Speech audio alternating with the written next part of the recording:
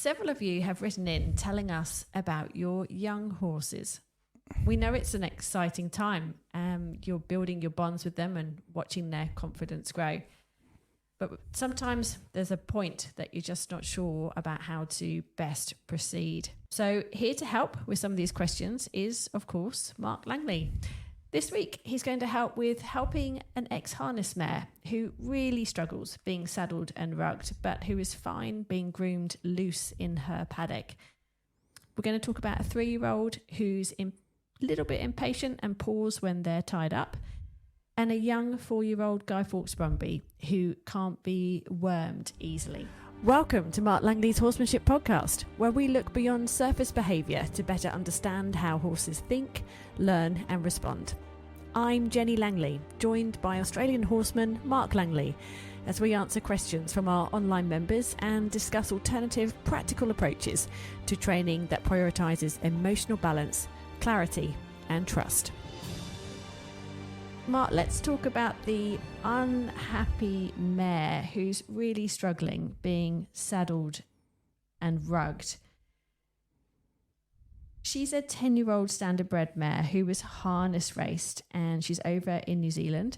She was spelled for a while before she went to her current owner, Monique, and that was about 1.5 years ago. She doesn't like being groomed, rugged or saddled, and she can bite and kick.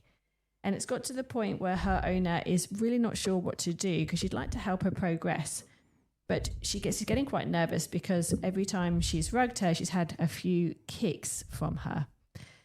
She's had a lot of body work done. She's been treated for ulcers and she's on good supplements for her gut and joints. And Monique's given her a lot of space to decompress and settle into her new space and just helping her to feel better and gain some weight.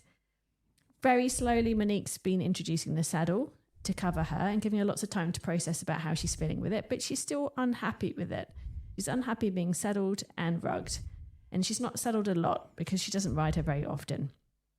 In the past 6 months, though, Monique's noticed that she's really started to enjoy scratches and prefers this when she's free in the paddock to come and go as opposed to when she's tied up. She's normally the first one to come and greet her when she enters the paddock, and she's really sweet underneath her anger, defensiveness.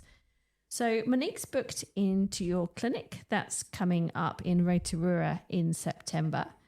And she'd just like to be able to work through some of this before the 4-day course so that she can sort of overcome some of the problems that she's having. So do you have any advice for her and what she could be doing to help her feel more comfortable?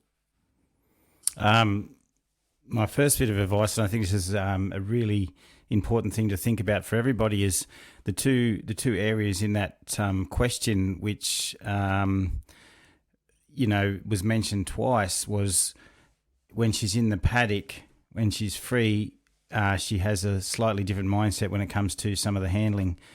When she's probably halted and you're doing stuff with her, that's when the mindset changes, and that's that freedom of thought. So if you think about a standard bred and how they've been trained to be sort of stand still and put up with all this harness gear getting put on them. So obviously they get sort of shut down. It's almost like being tied to a chair, and then all this stuff goes on them. So they have no choice of movement, no choice of thought. They just have to put up with it. So then when they start to get out of that industry, when they're not just completely shut down and overhandled, they have an opinion, they don't like it, and they tell you exactly what they feel about those things coming towards them. So imagine yourself chained to a chair and all these people in white suits are coming up and touching you and probing you and then walking away and coming up to you and probing you and touching you, and you can't do anything about it. And then one day you're taken out of that chair and they come near you, you go, no, I don't want you near me, okay? I don't want you to touch me and probe me. But imagine if you had all these people in a room and you could go up and shake hands with every one of those in your own time, and every one of those people, you had the choice to go to them and say, hello. So the biggest thing about handling horses that have had a very strong bad feeling about being touched and handled is getting them to actively be able to think and move. So a lot of horses that have been quite angry about handling, I teach them to lead well. When they lead well, they're like leading softly, they're travelling, because we've got to take away the idea that halter is an emotional hobble, and that's what those standardbreds feel like. As soon as that halter goes on, I'm not allowed to think anything or do anything, okay? So leading is, I want you to go towards your thoughts, all that sort of thing. But with the handling process, I actually actively get angry horses to lead towards me, lead up to my hand, back away from my hand, come up to my hand, and I have them actively moving and thinking, opposed to them feeling that they have to stand still and we walk up to them and approach them all the time, but they have to stand still. So if they're approaching the field and moving away from the field themselves, then they feel more empowered and they feel less like shut down or trapped. So that makes them a lot softer. So when you're handling, you're rugging, you're grooming, you might lead them around a little bit, lead them into the brush a little bit, lead them back away from the brush, lead them back into the brush them a little bit, and that would be the same with a rug or anything like that when you're rugging them and stuff like that. It sounds like you've been listening to her, communicate, which is a good thing, but the problem is, you can spend hours walking in, she softens a little bit, sniffs the brush, and then you walk away, but she still doesn't like the fact that we're going to walk up to her and brush her all over. Okay, so you can actually speed up the process by having her actively thinking and moving into the field, and following the lead rope and doing it like that. Also have a think about, maybe doing a bit more brushing out in the paddock, take the brush out, do some stuff like that just out there. So and you go in and then you walk away. You go in, brush a little, walk away. Go in, brush a little, walk away. And also, if she wanted to walk away when she hasn't got a holder on, she's going to walk away. She's going to go, I don't want to be brushed. That's the freedom she has in the paddock. And that's why she doesn't get as angry in the paddock, is because she has the freedom to say, well, I could walk away if I wanted to. But when the holder's on, she goes, I know I can't walk away, so I'm just going to be angry about it. Would you actually keep rugging and saddling, or would you just leave that alone for the time being? Well, I'd get a lot softer. Like, I actually, before we go too far, don't rug your horse without a halter on and rug it in the paddock. When I mean go and handle it in the paddock with a brush or something like that, not put a rug on, because that could be an accident waiting to happen. But basically, I would get them a lot softer at leading, and then they will be okay with that sort of stuff once you open their mind up to freedom of thought and movement, and they accept things a lot quicker. So in this instance, moving her feet's going to really help, and you would say go back to the leading then? Yeah, and as I said at the start, a lead rope is a pathway, not a trap. And if you can really think about that with all your leading, the lead rope sets up opportunities as opposed to sort of takes away opportunities. And that's the philosophy that I use in leading young horses and older horses. Do you think that sourness that she has, which I suppose is in response to training more than anything else that was actually happening around her, do you think that can be improved? Oh, it can because the sourness was put into her, by not allowing her to have that, opinion, and not giving her a freedom of movement and thought. So then, because there's no two-way conversation going on, she just had to put up with stuff. She just, the worry cup fills up, and they just stand there kind of full of tension, just feeling that there's no other alternative. So basically, when you retrain the brain and you create a different mindset, then all that sourness will start to dissipate. She'll still communicate. Like, I've still got young horses that say, I don't like that, but I slowly work through it. Whereas she hasn't had it work through, so she's always felt bad about it. She's never actually started to feel good about those things. So when Monique brings this mare to you in Rotorua in September, it's this is a clinic that's quite good for New Zealanders. You don't often get to go over there, but this time you're over there for 4 days. So that's really exciting. What are the sort of things that you might be working on with her? Just assuming that Monique's still got this issue. Well, exactly what I've just mentioned. I would. I look closely at the mindset of a horse, so I would sort of, what you hear on the podcast and what I do at the clinic will be the same thing, except I'm going to go in with a more detailed eye and say, see that spot right there, Can you see that? I think there's something we can work on there. It could be just in the way she wakes up to a feel, or the way she's sort of standing in her mind. She might be standing there in kind of like a bit of a bar humbug sort of expression. So I might work on certain details that I think, as like at a clinic, I work on the most important red flag.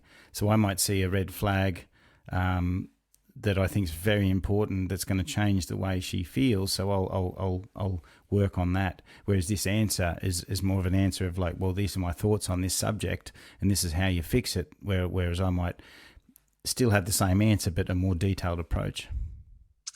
Wonderful. So it's well worth going to watch Mark if you are in New Zealand, and you sort of want to see what he's more about. He's also got the masterclass on the Sunday, which is a whole day where you can watch him train several horses, and he takes you through a whole load of training, progressive training from groundwork through to ridden, which is a very succinct learning day. It's a very intensive learning day. You just sit in the audience and watch him train as he explains what he's doing.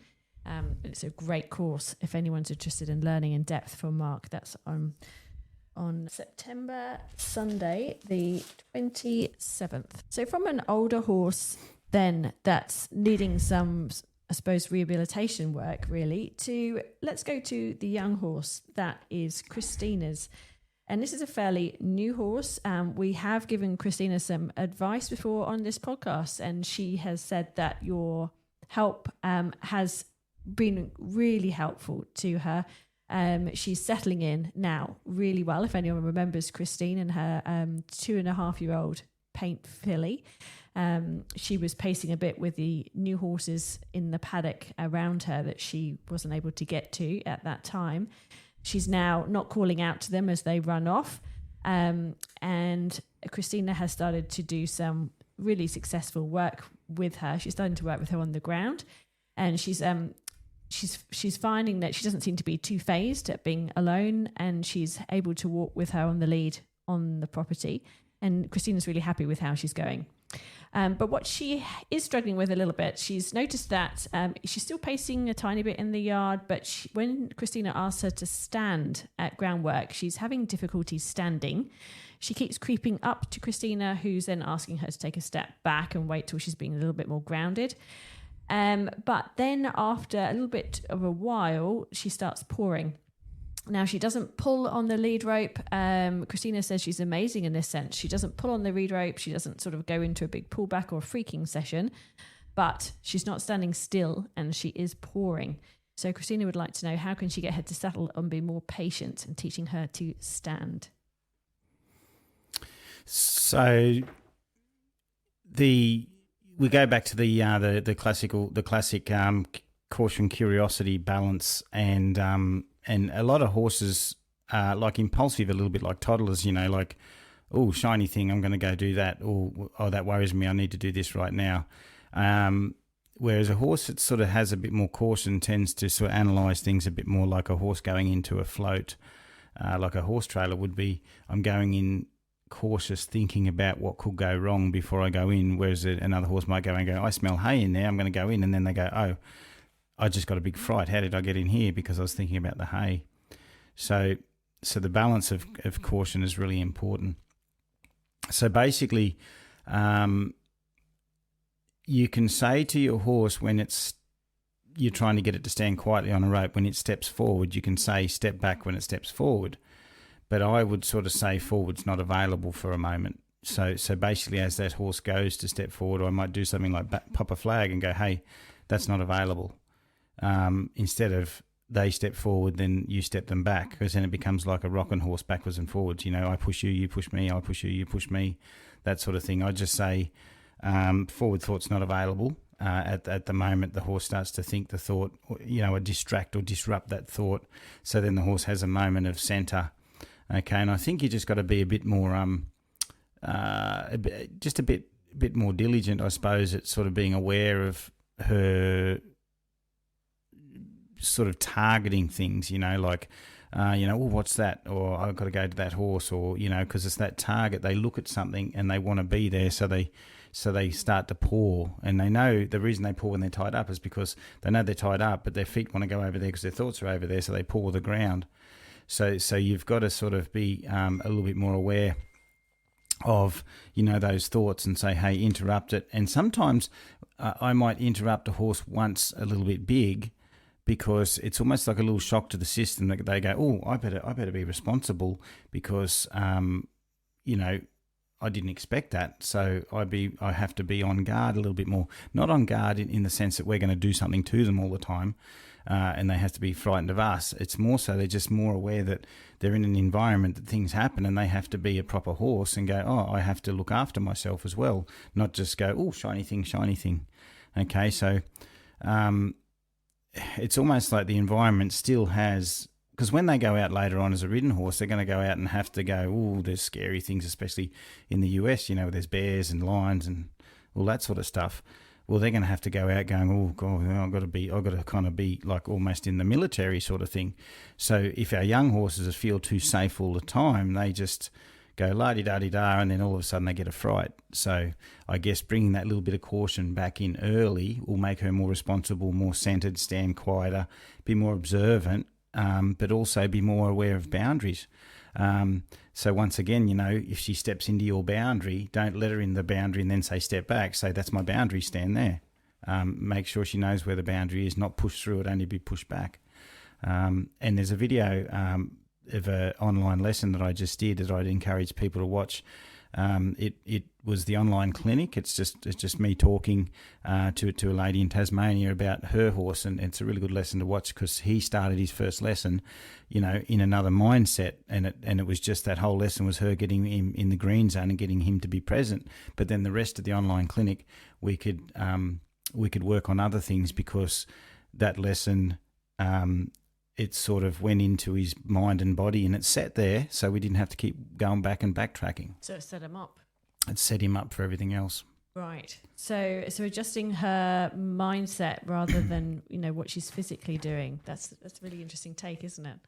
Yeah. There's always a reason behind something. There's always a reason for a movement, and it's the thought that creates the movement. So does it worry you that she hasn't had a big pullback and freak out, that she's not really putting pressure on her head at all? It shows that she's very aware of the boundaries of the halter, which is good, but she hasn't learnt that being in the halter is a good space. If a horse is pawing and stuff like that, they're still not comfortable in their leading.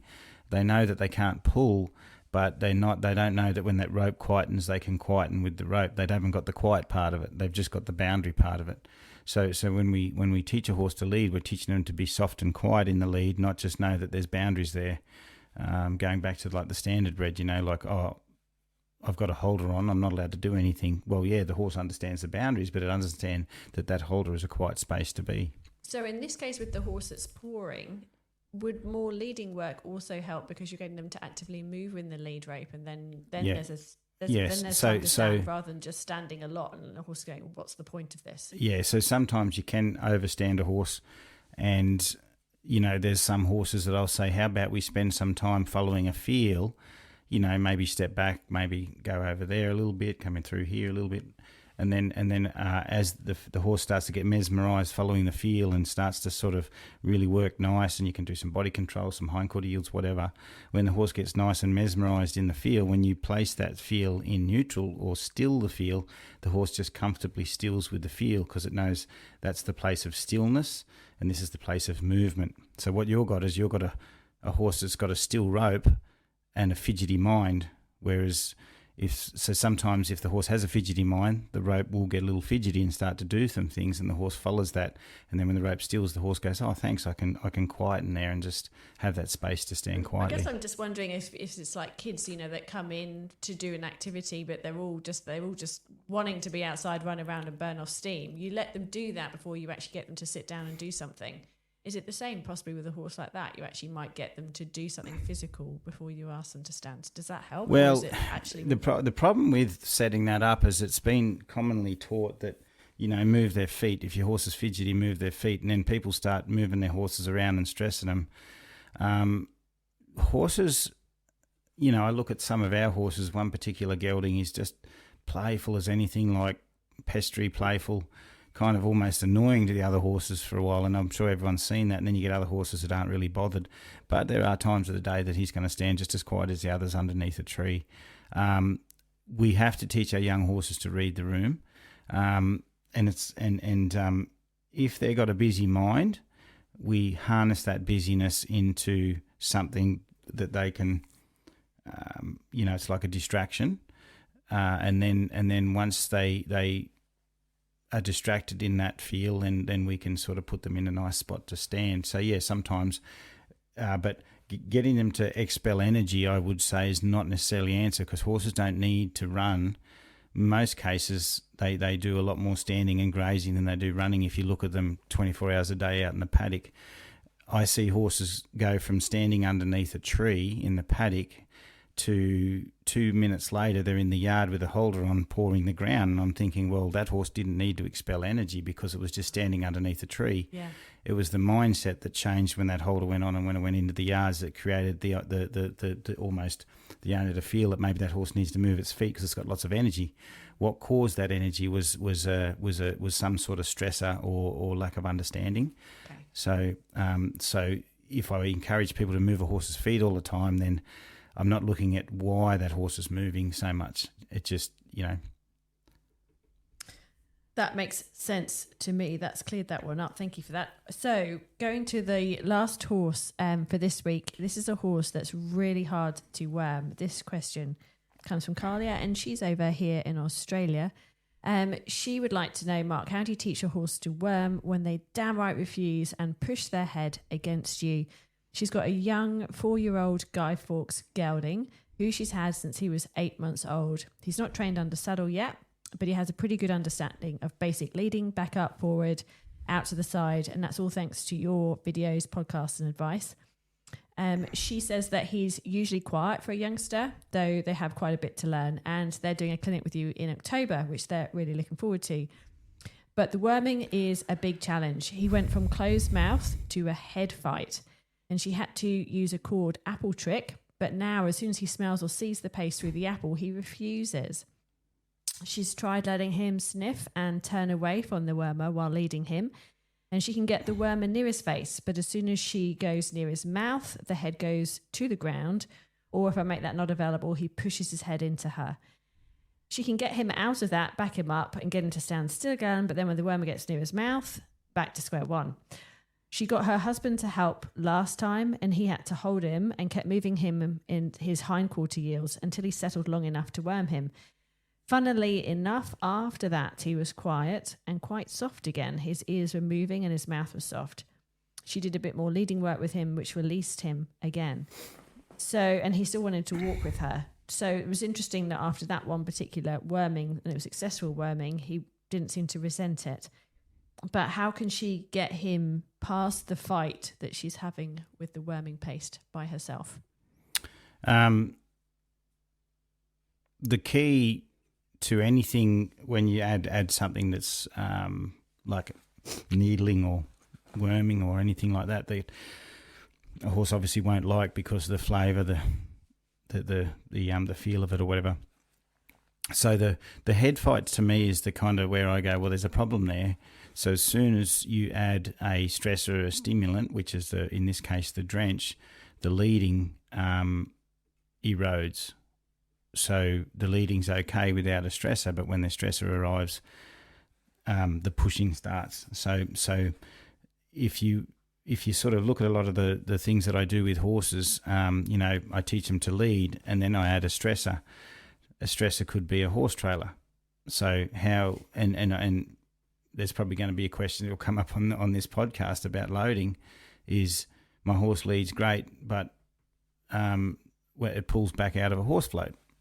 My horse leads great, but it pushes over the top of me or pushes its head down when I would go to drench it.